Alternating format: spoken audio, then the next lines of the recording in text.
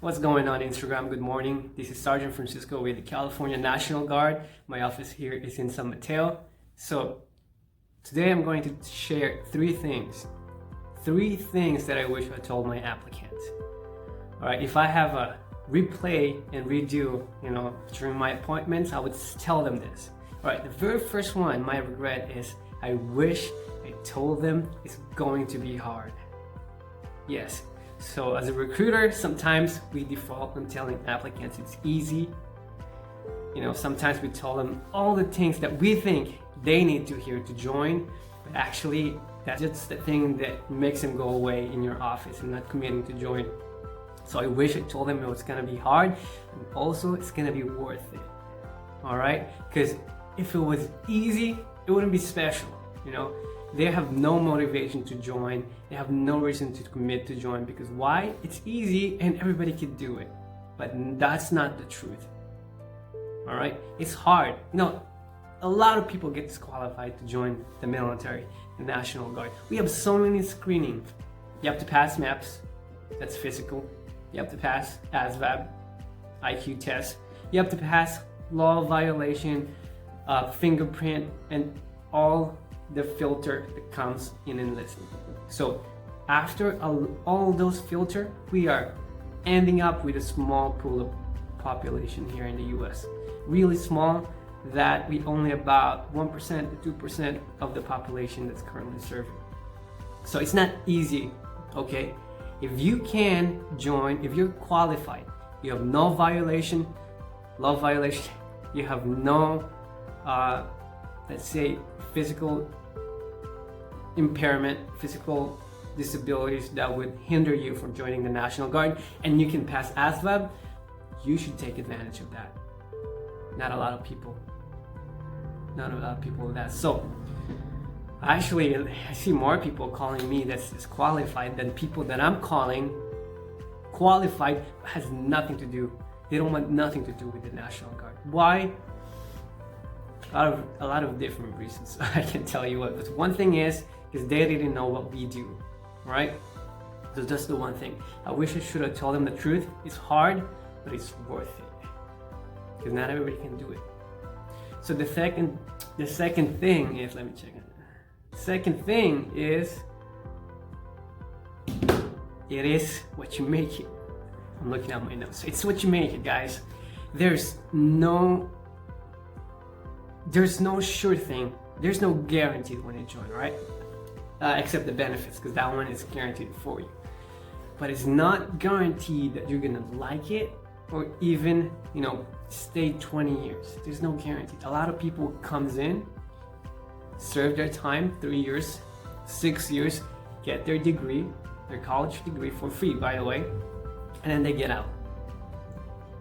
Some people, actually, it's more common, people serve their 3 years, their 6 years, and then they stay, but at the same time, they have their own civilian career that's going on for them, but they decide to do this 1 weekend a month anyway, because they like the brotherhood, they like the benefits too, they like the camaraderie that comes along with it, the escape from your regular 9 to 5. A lot of people like that, hands up for those people that I know.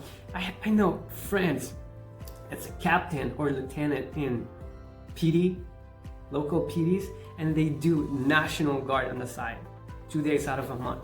I know CHP officers, they're in there, they're high up in position, but they do this 1 week in a month. I can only tell, I'm not sure why, but I would say, all of those different reasons that I said earlier. So the second thing I wish I told my applicants is, it is what you make it. Some people stay 3 years, more people, and most people that I know, they love it, they stay longer. And then some people like me stay full-time, decided to make a career out of it. It's rewarding. It's high paying, by the way, for people that doesn't have a degree, 100K is possible here in the Bay Area, by the way. So it's easy. No, it's not easy. It's hard, right? The second thing is, it is what you make it. You can do 3 years, 6 years, and then get out. You can make this as your main career. You can only work 20 years and then call it quits after that. That's actually my plan. If I do 20 years in the National Guard, I get my pension right after I hit 20 years in 1 month, and then I'll go back to the Philippines where I grew up. That's the plan. My wife doesn't know yet.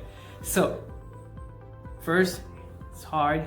Second is it's what you make it.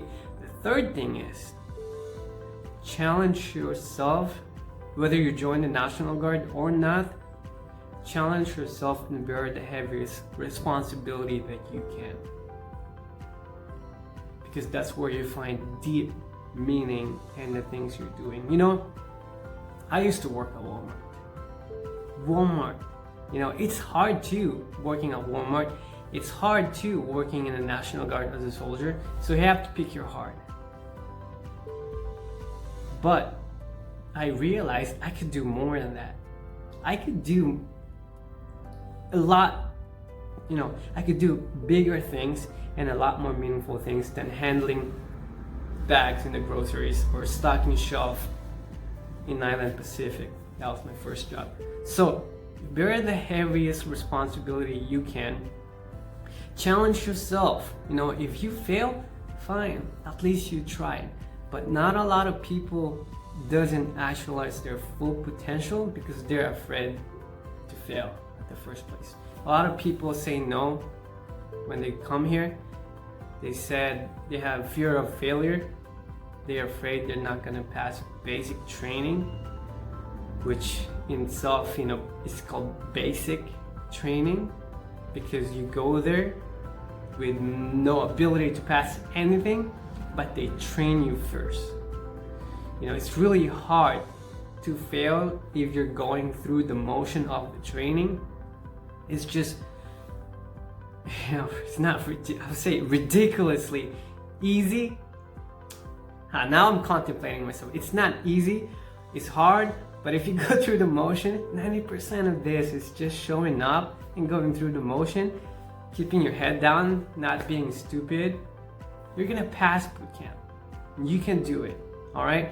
If someone like me at 115 pounds, when I went to basic training, fresh from the Philippines, fresh out of the boat, can make it to a sergeant after 4 years, can provide for your family, it will provide everything that's necessary to raise a family and have a good life.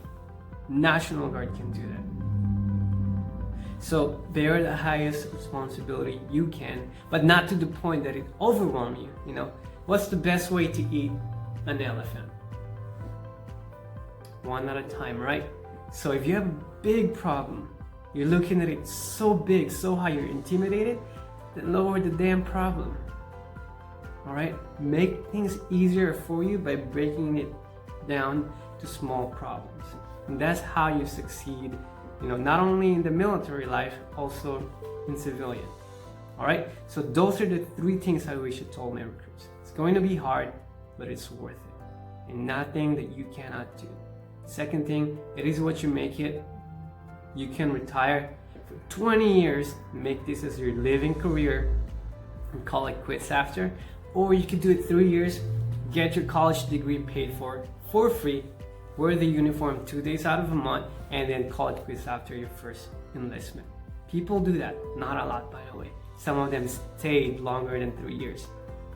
Third one is challenge yourself. You know, whether you join the National Guard or not, you know, volunteer in everything that you can get your hands on, get the experience, fail if you have to, challenge yourself. You know, don't short-sight your possibilities, okay? You don't know what you're capable of until you try. So those are the 3 things I wish I told the 9 or 10 people I talked to before. And if you're one of those people that I talked before, change your mind. And if you're ready to commit joining the National Guard, you know how to find me. All right, have a great day. You know, crush this week. It's almost 2020. You know, get after it.